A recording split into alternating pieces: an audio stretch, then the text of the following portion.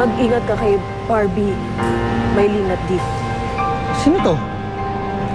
Hindi ako naniniwala sa mga sinasabi mo kung sino ka man. Naninira ka lang eh.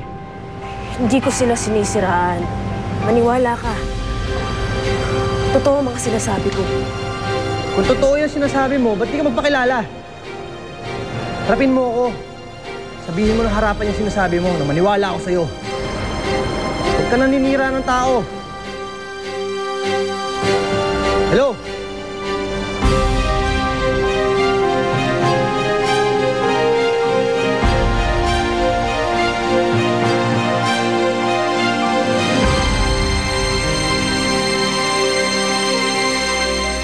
Akala ko ba sabay tayo magdi-dinner? Kumain ka na lang mag-isa. Nasa labas pa ako eh. Alam mo na, dumidilensya lang. Saan po yung lalaking lumabas sa kwarto ni Papa D? Kaibigan ng daddy mo? Mi, kawawa naman si Andre, no?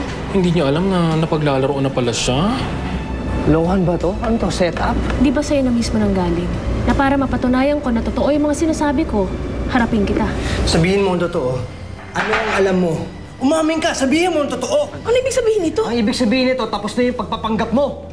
What do you mean? Mahilingan ka na magmangmaangan. Maniwala ka, hindi ako. Kung hindi ikaw, sino? Seriously, may baka na nito lahat.